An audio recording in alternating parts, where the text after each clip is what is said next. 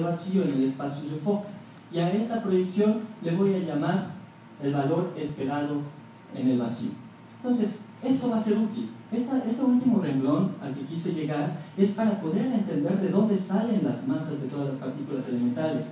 Van a estar relacionadas con la energía de vacío de un sistema de partículas. Van a estar relacionadas con el valor esperado en el vacío. Todavía no llego a eso, pero se los adelanto. Entonces, si no me entendieron nada de lo que dije antes porque soy muy rollero, entonces entiéndanme esta parte. Simplemente vamos a interpretar los campos cuánticos como sistemas en el que cada una de sus perturbaciones, las perturbaciones de estos campos, son partículas con una distinta energía. Eso es todo. Así es como lo debemos interpretar a partir de ahora.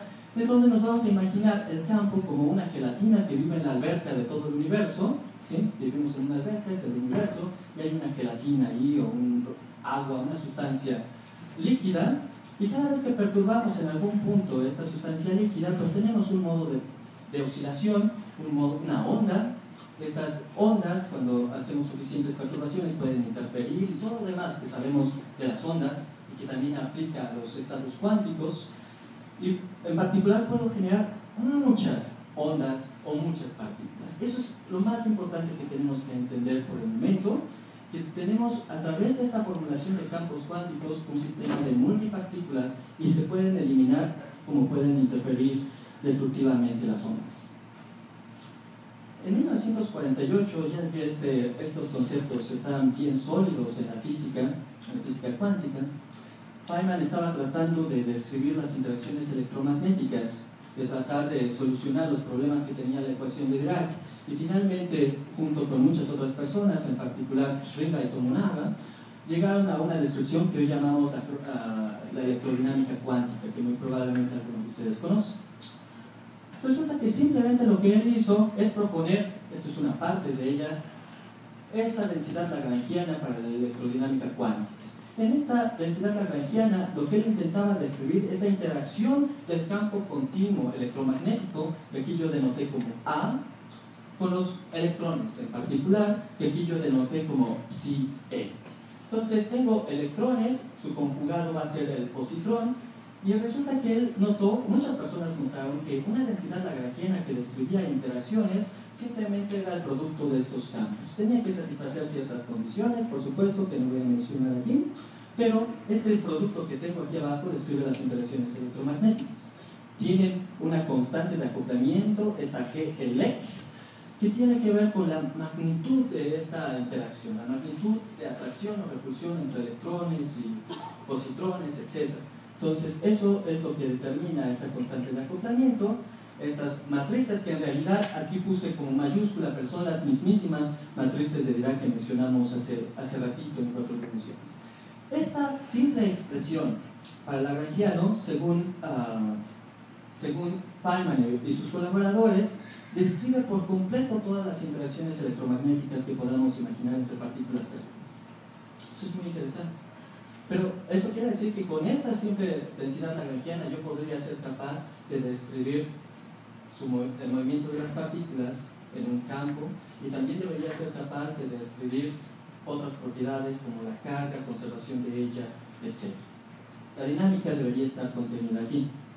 Pero esos cálculos, que contienen integrales complicadas, parecían poco transparentes y a él no le gustaba nadita, y por eso introdujo los famosos diagramas de Feynman, que básicamente reflejan la misma información contenida en la densidad lagrangiana. Aquí tengo, por ejemplo, un positrón, el psi E barra, un electrón, el psi E, y el campo electromagnético A, y lo que en su mirada, la visión de Feynman, se podía traducir a este diagramita que tengo del lado izquierdo.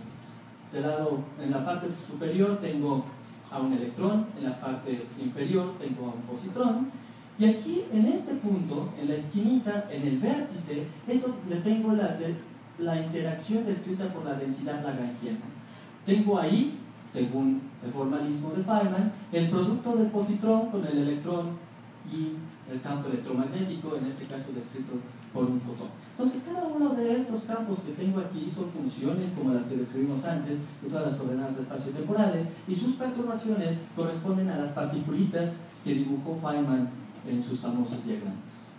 Espero que quede claro este tipo de diagramas, porque es esencial para entender lo que voy a decir a continuación. En particular, si esto describe todo tipo de interacción, podría describir la aniquilación electrón-positrón y la subsecuente creación espontánea de un electrón en positrón. Y resulta que lo único que dice Feynman que tenemos que hacer para describir esta interacción es utilizar este diagramita dos veces. Una vez de esta forma y una vez a la inversa, ¿no? Simplemente reflejado horizontalmente, y así llegamos a este diagramita en el que hay dos cosas esenciales que aparecen: la destrucción de esa aniquilación y creación, y aparte, si ustedes simplemente lo rotan 90 grados, ustedes podrían ser capaces de entender las interacciones a distancia también. Entonces, si lo rotamos 90 grados, tendríamos un electrón o un positrón arriba y un electrón y un positrón abajo. Estos sentirían una fuerza de atracción o repulsión de acuerdo a su carguita, pero esa fuerza de atracción o repulsión estaría mediada, sería transmitida a través del intercambio de este bosón, del fotón. ¿Sí? Entonces el fotón resultó ser, en la visión de Feynman, el bosón mediador de las interacciones electromagnéticas. Entonces un electrón le podía pasar la bolita a un positrón, y a la hora de que le pasaba la bolita a un positrón sentía una atracción. Eso es lo que describió él. Y todo contenido en esta densidad lagrangiana. Pero existe el principio, ¿cómo se llama?, donde no hay leyes. Bueno, un principio que le gusta a las personas arquetas y a los ponquetos. No hay reglas, aquí no hay reglas. La única regla es que se debe de respetar la densidad lagrangiana. Y todo lo que dicte la densidad lagrangiana puede ocurrir, todo. No solamente este diagrama, sino también este diagrama, por ejemplo. En cada uno de estos vértices tengo la reflexión de esta densidad lagrangiana. En todas partes tengo positrón, electrón y un fotón. Pero no solamente este proceso que se llama proceso con un lazo, sino también procesos con 2 o 3 lazos o 1000 lazos, los que sean. Y también podría tener la emisión espontánea de Bremsstrahlung, lo que se ocupa, bueno, la radiación, lo que se ocupa en procesos como la radiación de sincrotrón. Aprovechando el comercial, aquí en México se quiere hacer uno de estos aceleradores de sincrotrón que básicamente emiten de estos fotoncitos con cierta frecuencia. Todo descrito por el electromagnetismo, la electrodinámica cuántica de Feynman en esta densidad lagrangiana. Pero no solo las interacciones electromagnéticas pueden ser descritas con este formalismo.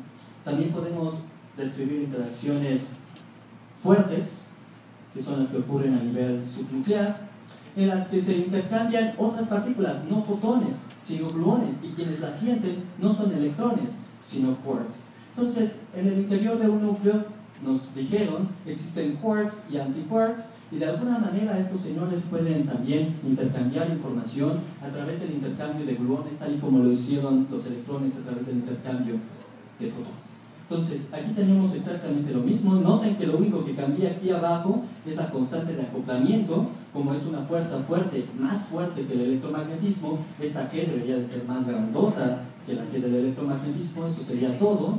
Esta G mu que aparece del lado derecho en rojo es ni más ni menos que un gluón, el gluón que se intercambia aquí. Todo se parece muchísimo. Entonces, en la metodología de Feynman, todo es bastante parecido, incluso las interacciones con el famosísimo bosón de Higgs. Entonces, aquí describo una cosa que llamamos la densidad lagrangiana de Yukawa, porque Yukawa fue el primero que la escribió para tratar de describir las interacciones débiles.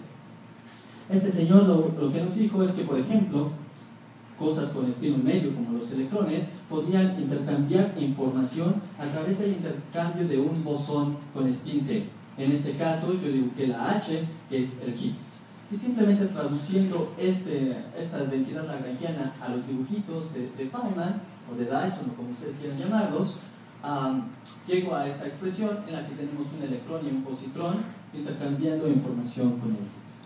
Eso es todo lo que tenemos que saber para entender los descubrimientos que se hicieron durante la segunda mitad del siglo XX y que se acaban de hacer este año.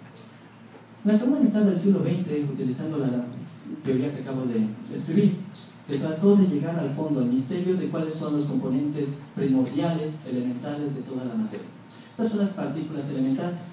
Básicamente lo que hicieron en una visión clásica de Caniquitas es partir en pedazos un átomo, llegaron al núcleo que descubrió Rutherford en 1911 y más adentro encontraron a los protones, neutrones, también predichos anteriormente.